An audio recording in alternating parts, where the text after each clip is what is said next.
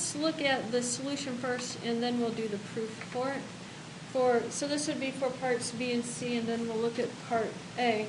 In order to look at parts B and C, we have to determine what the coset, the group is, G mod H.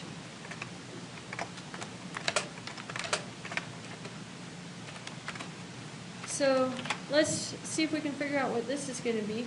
This is going to be all of our elements H, G, where G is in our group G. So let's figure out what these are.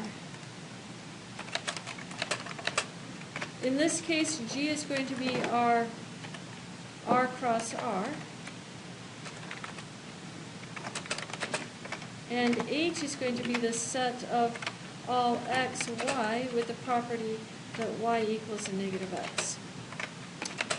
That's the problem. Now we have to figure out what elements look like, the HG elements. So if I want to write this down here, I'm going to actually make the, well, I'll do the change down here. In this case, this becomes the set all H, and this is going to be AB. Where's a capital H?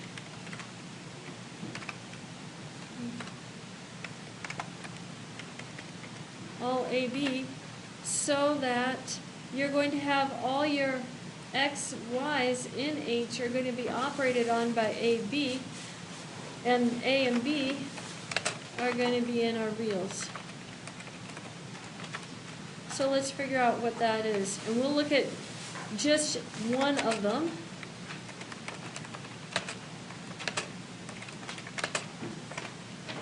Let's do H12. For lack of something better to do. I've done this one in some people's in my office. So let's write down what this is. H12. This is under addition. We have all of these values in H. H is our set y equals to minus x. So we're doing our coset addition. We add the x values together and the y values together. So this should be the set of all values x, I need my point, x plus a, y plus b, where AB is in the reals, right? We good with that? You just, when you're calculating this coset right here, you have these points x, y, you're operating on them by the points 1, 2, so that means you have to add the x values together and you have to add the y values together. We good? Okay, so let's see what this set looks like. I'm actually going to put this on display. We'll have a little bit more room.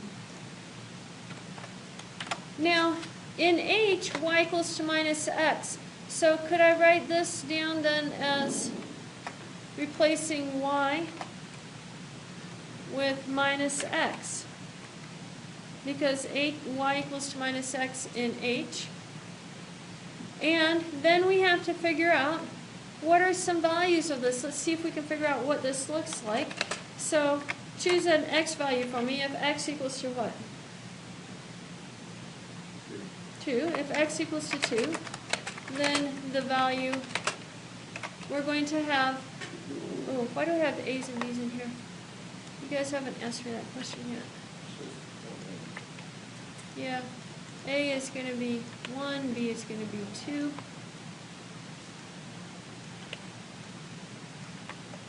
There we go.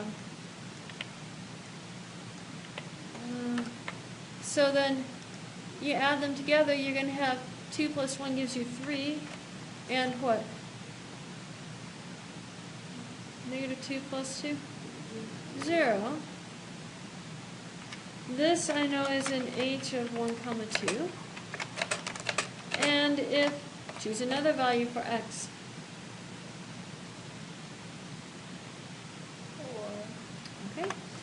And if x is equal to 4, then plug it in. We're going to have 4 plus 1 is 5, and minus 4 plus 2 is a minus 2. Is another value in the set. Well, let's see if we can figure out all the values in the set. Notice that we started with something that was straight lines. So these should be straight lines. But what straight lines are they?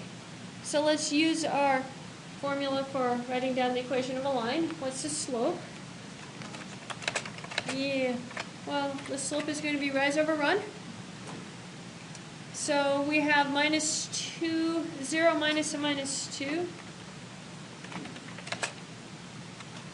And then that's going to be 3 minus 5, which is going to be equal to what? -1. And let's just plug it into the slope-intercept form of the line. Y minus y1, let's use our first point, 3, 0. Y minus 0 is equal to -1 x minus 3. What does that give you that y is equal to?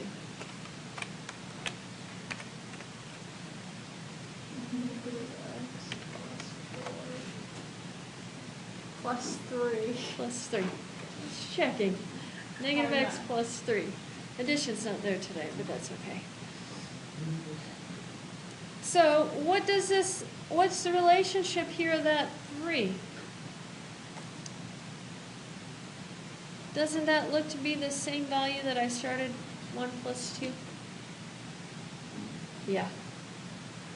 So this tells you that y is equal to -x plus 1 plus 2, or in general,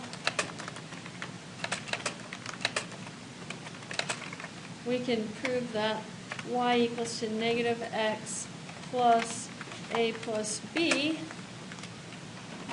for any set H, A, B. So, we're now ready to be able to answer part B. That, by the way, would all be scratch work. You don't have to type all of that part up for me. You just do that on your own, and you'll say, to answer part B,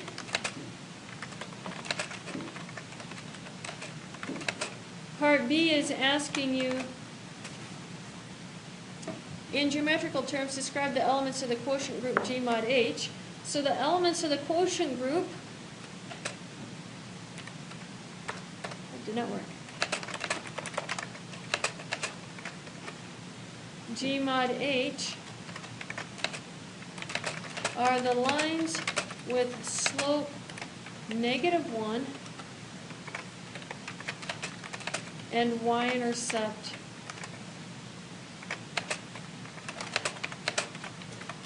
given by a plus b or the coset.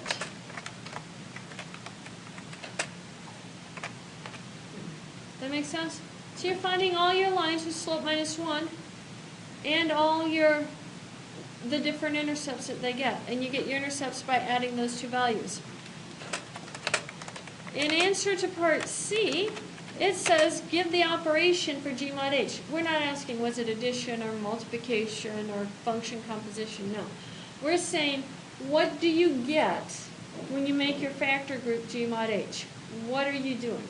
And so the operation that you're doing when you make your factor group of G mod H is to factoring the xy plane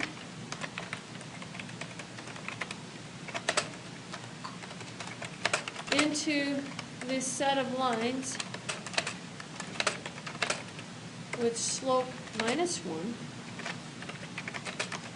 and y-intercept, I'm going to write it this way, non-zero y-intercept. Now why would I say non-zero y-intercept? Which coset gives you your y-intercept as 0? If you look at H, yeah, tell me about H. What did H do for us? H was defined to be y equals -x. What's the y-intercept for H? 0. So H, or H00, is the group that gives you 0 y-intercept. It's a coset with 0 y-intercept. So we say the operation is factoring the xy plane into the set of lines with slope -1 and non-zero y-intercept, except for the trivial case H00. which is equal to RH. That's the discussion I'm looking for the answers for parts B and C for number 2, B2. Any questions on that? Okay. If you go back and look at E6, which is on the homework also, in which I did in class last time, that was our Q mod Z, our rationals mod Z. That means to each integer we're adding a fraction. So do the same work on that and tell me what Q mod Z is. What is the geometric description of Q mod Z? And go ahead and do that in your little groups, and then we'll get back together and start talking about chapter 16, which is not that much different from chapter 15. Just a little bit different. While you do that, it shouldn't take that long. You're going to do this similar type idea. Let me scroll up for you. Start off by making yourself a basic example, and then see if you can figure out what that example is telling you. I'm going to pass back the homework. Which one are we doing? G? E6, E6, E6.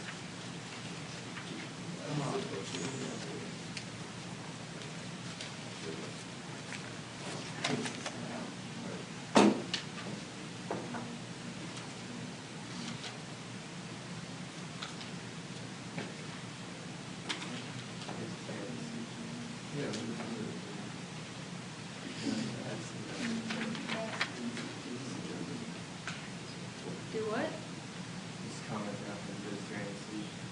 Oh. Disappointing. It's disappointing. Yeah. The it has a seaweed salad in it. Yeah? And usually I love seaweed, but there's something wrong with this. I don't know. It's just, I think it's some of the seasoning they use on it. You want to No. I see it. She just said, see, that was enough. It tastes more Korean than Japanese. Yeah. I used to eat those all the time until I read the ingredients, and one of the ingredients on some of them was shrimp. No, not this one. Not that one? This is, it's, no, the shrimp. Are you talking about the one with the end? Yeah. No, it's that big shrimp. It's mock shrimp. Well, then I should say mock shrimp instead of shrimp on that. But that's the way sushi things go.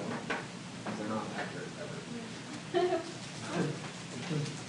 As employed by the Dr. Anderson, you saw that the VM was selling shrimp? Well, I have bought beans with meat at the VM, so I just put it beyond them. I know, I just grabbed a thing of beans. The end of times is Yeah. amazing. It was with ham even too. I could understand if it was beef or something. It's a clean meat, but they do. Maybe the VM is the Antichrist. I'm sure they just got a shot of it and didn't realize they had it. They do sell alcoholic beverages there. Some of those kombuchas things, the probiotic drinks, they ferment. Oh. And they have like an expiration date of like 4 days. After that, And they sell them beyond their I expiration. bought one, and I couldn't drink it because it was too disgusting tasting. Oh no. Yeah. yeah, How many times over? they do sell What bone happened to your meal. hat? What's going on? I don't know. Bone meal. Here we go. Someone else. I think it's when we show it to them. Yes, everybody. And metal? Is that Your our parents one? don't know what happened? I love Cassia so much. She has the most random people's phone numbers. It's great. Maybe the first phone number? Yes, I did. When was the last time you talked with him? I don't know. I think we were involved in some past project with him. Exactly how they did it. But then we define G and H differently.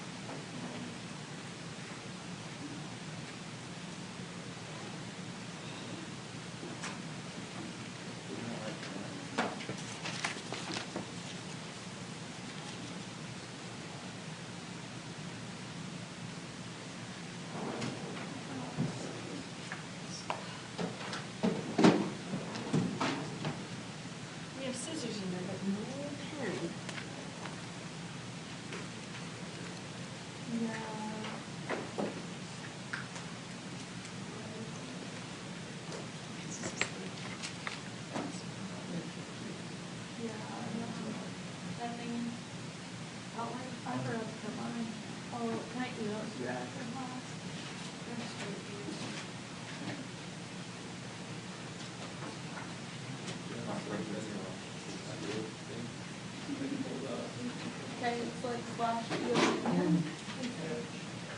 Zoom. I'm so glad you took the time to do this. What's the best to take the time? The last time we took it together was like before, probably 30 minutes. Oh, Zoom.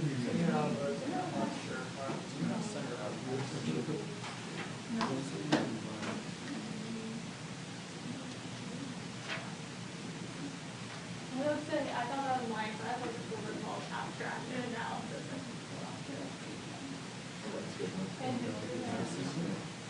I know, whenever I go back on my network, it's NVIDIA analysis and history.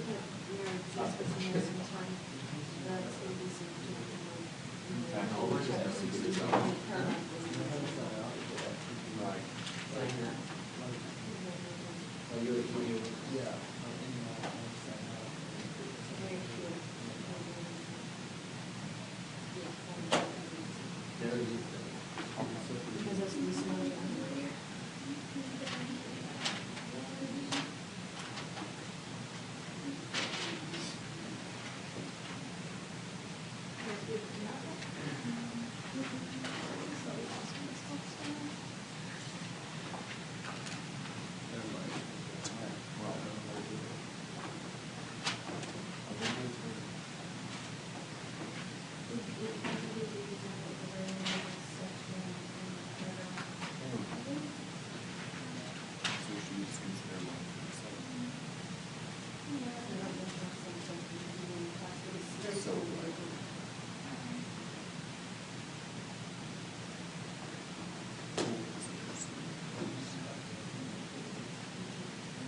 No, I rewrote some of the stuff. I feel like they explained it real well. Yeah.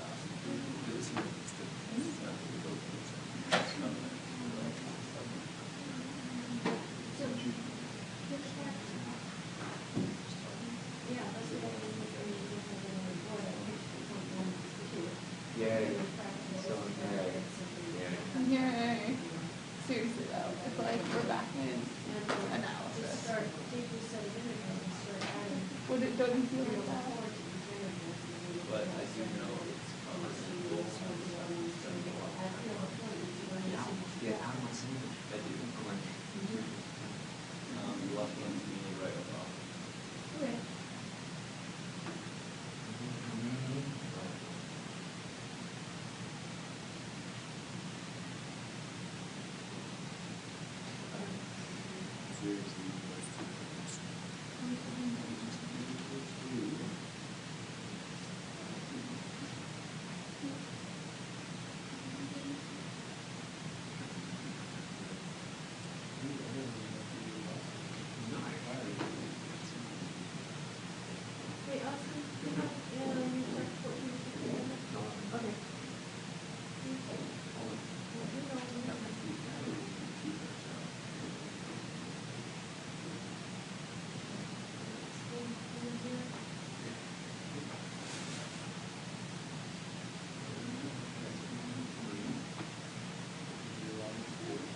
I know I went down the 120 pages worth of stuff.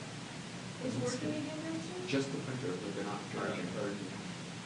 You printed 129 No, no, pages? no. No, 20 pages. Oh. But the guy kept looking at me like, are you done yet? It's like, no. That's why I didn't print mine yesterday. I was like, they're gonna yell at me. You know what? So I just I was am gonna print spending it from the education thousands and department. thousands, my mom's expensive, but my parents have poured money into this. Probably enough money to own pigment. And so, because my brother is on here too. Like, I feel like it's okay for me to get some free prints. Agreed. Do you guys know what's happening on this problem? You want? I'm gonna be so mad if Austin is like, I Oh, don't yeah, know God. what this is.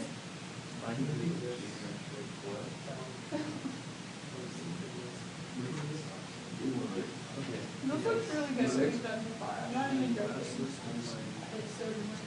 It just goes on geometry.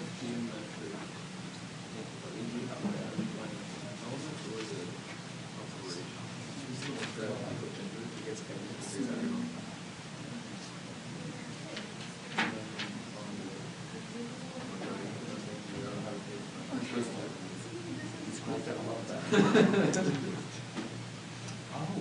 if we ever do a geometric Jarvis-Town route, like it's the suburb. Any integer plus any fraction, which is gonna be everything in our in R. So this is gonna be all of R. Oh, then that's easy. Is that geometrically speaking? No. Let's do the XY plane. Wait, it's a line though, because we're just getting points, we're not getting R cross R. It's still gonna be it's gonna be a number line.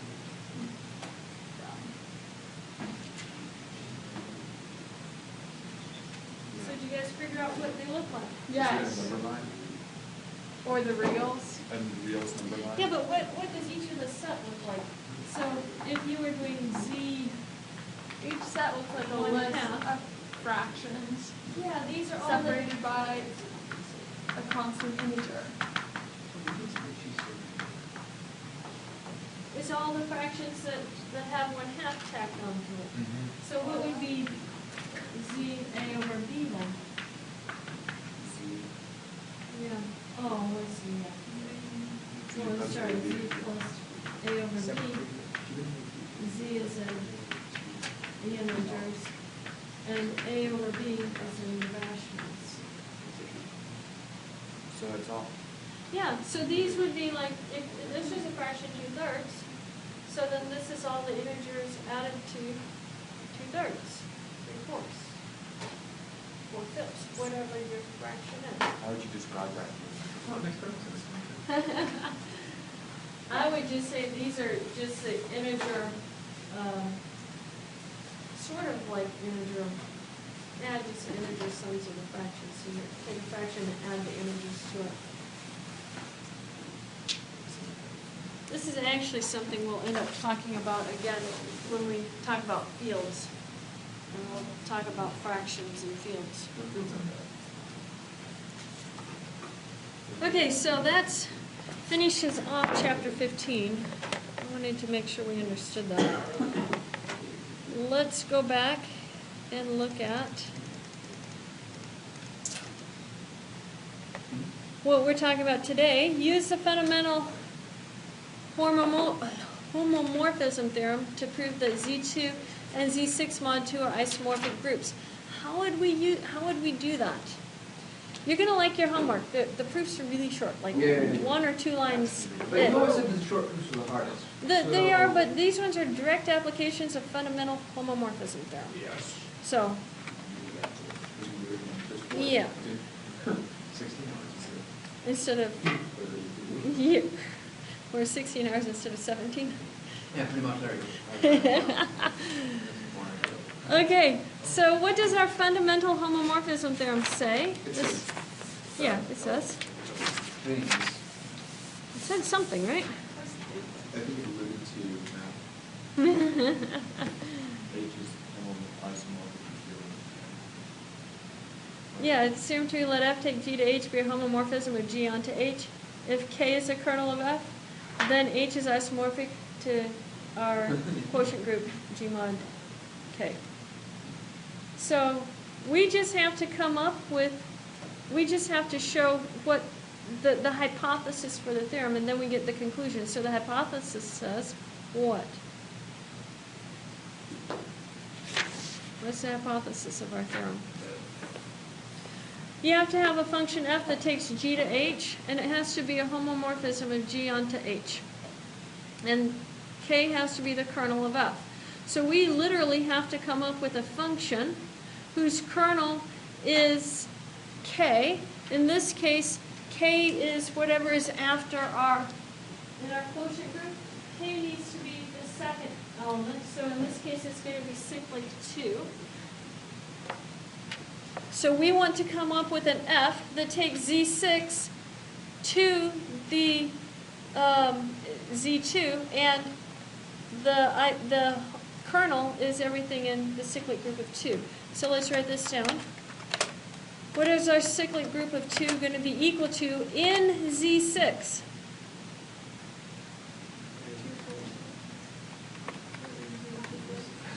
Yeah, 0, 2, and 4.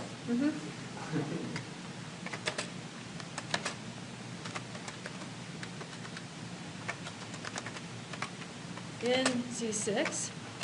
So let's define let's define F to be. And I'm going to define it using our permutations. It's Z6, so we're going to have 2 rows and 6 columns.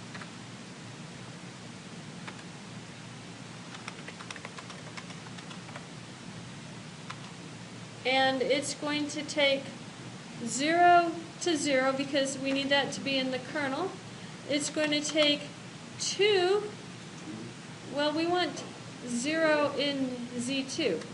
So in Z2, the identity is 0. So it has to take everything in our cyclic group of 2 to 0. And then 4 is going to go to 0 as well. And then we're going to take everything else to what we have left. And in Z2, the only other option we have is 1. Does that make sense? Mm-hmm. So that's the hard part of the homework, is figuring out what function to use. And they pretty much tell you which function to use. Yeah. How do we verify? Because we have to verify that F is a homomorphism.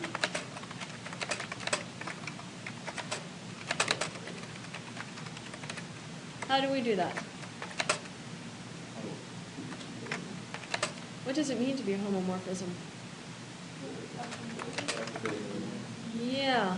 So we have to look at F of AB and show it's equal to F of A, F of B.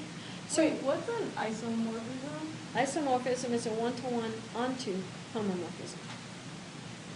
Oh, okay. So homomorphism is just that function part. Yeah. Homomorphism is just a function part. And this book introduces isomorphism first and then homomorphism second. Yeah. In most cases where you see it in application, it makes a little bit more sense to do homomorphism first because it's a smaller part. But here they introduce you by saying it preserves the group structure. So they went with isomorphism first and then broke it down into homomorphism. So it depends on whether you like to take things apart or put them together. Take your pick. I like doing homomorphism first. That's my preference. But so we're going to consider some cases.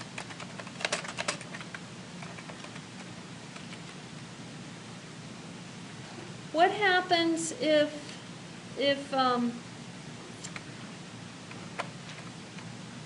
give me a case? Yeah. What happens if we have A and B are both in my set of 2? Let's see what happens.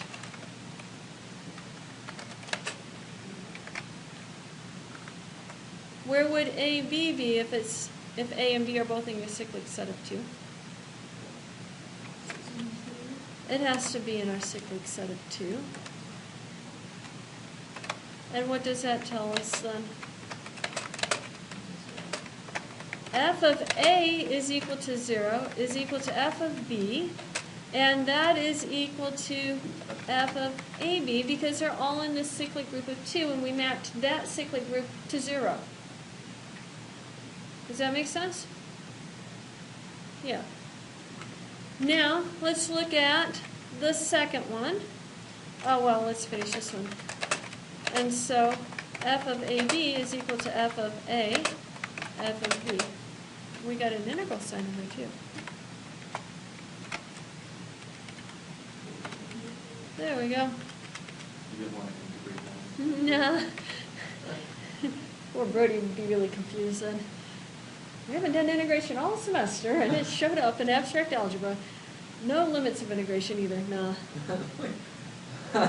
This is calculus through the algebra. Yeah, exactly. That'd be a little bit backwards. Okay, let's look at the next case. Let A and B not be in my cyclic group of 2. That tells me that A and B are in 1, 3, and 5, right?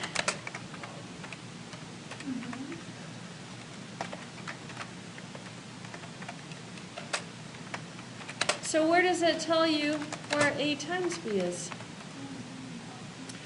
Odd times an odd is an odd. Modded by 6, though, what happens? So we have to think about these options here. 1 times 3 is 3, stays the same. 1 times 5 is 5, stays the same. What about 3 times 5? 15, modded by 6. Is it 3? Which is still in our group. So that's in our set 1, 3, and 5. Sometimes will that not work? Yeah, that's if your mod isn't right. So you have to check it. And so f of a equals to 1 equals to f of b equals to f of ab. And hence f of a, f of b is equal to f of a times b. And then the last case. Let A be in our cyclic group of 2, and B be in our other set 1, 3, and 5. Tell me, where is f of A?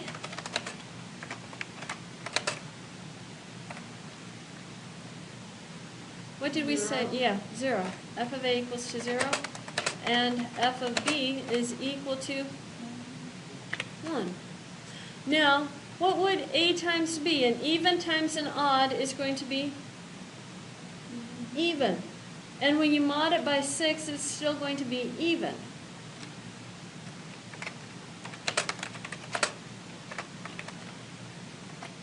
So A times B has to be in our group of cyclic group of 2, all the even.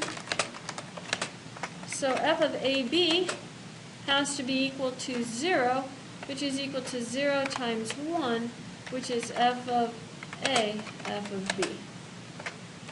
And if you flip the order, A is in the other set and B, it doesn't matter because in this case, we've got associativity for, commutativity for multiplication of our integers. So it doesn't matter the order. What's our conclusion?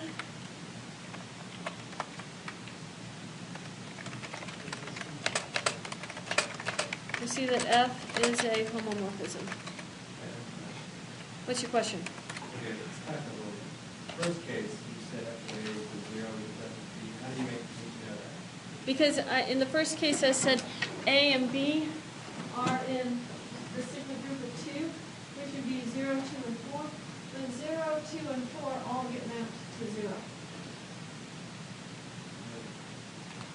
Yeah, we chose it. We chose our F to be that one.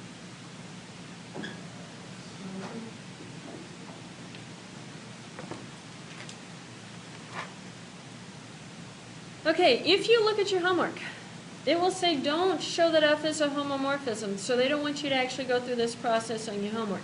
But you needed to see it once with one of these examples. That would be how you would do it. On your homework, you get to assume that the F they give you is a homomorphism on the first couple of questions.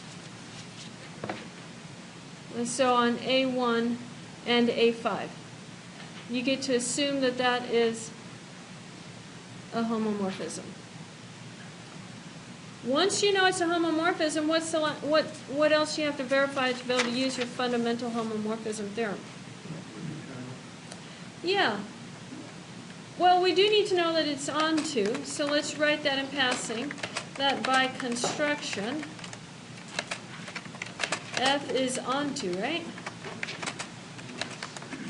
F is onto Z2. And what is the kernel of F? Yeah, it's going to be our cyclic group of 2 or the set 0, 2, 4. However you want to write it.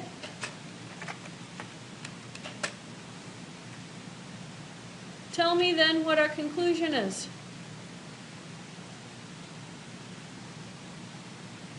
It says that H is what G gets mapped onto. So in this case, G is our Z6. I'll write this on the board.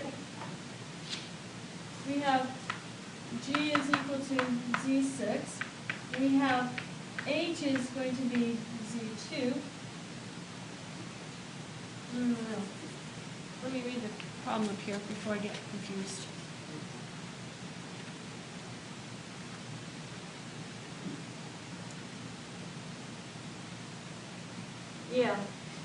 H is going to be our cyclic group of 2. K is our cyclic group of 2. I'll get them right. I'm used to it being G mod H. It's G mod K in the question. And H is going to be Z2. Then the fundamental homomorphism theorem, FHT, tells you that H is isomorphic to G mod K. So in our case, that means Z2 is isomorphic to Z6 mod 2, cyclic group of 2. So after we have identified the kernel, and noted that F is onto, if they tell you F is a homomorphism, you're just going to say, note that F is onto, or show it's onto if it's not a finite function. And then you're going to tell me what the kernel is, and then you're going to apply the fundamental homomorphism theorem. So we're going to say, by FHT, we conclude that Z2, and I don't have the isomorphic shortcut yet. Let's see. Nope, not that one. Can't see them that small. Oh, there it is, right there. Z2 is isomorphic to Z6 mod our cyclic group of 2. We're done. They can make this bigger, right? Yeah, but then they take up more space off the screen, and then you can't see anything on the We screen. can see the buttons That's true. That's true. now. I like the big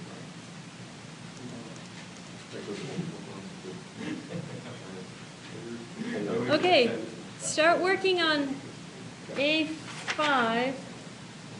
A1 is just like the one I did, so go ahead and work on A5. That one's a little bit different. In this case, go ahead and show that F is a homomorphism. And if you get that done, then continue working on your homework, which is going to be more examples of the same.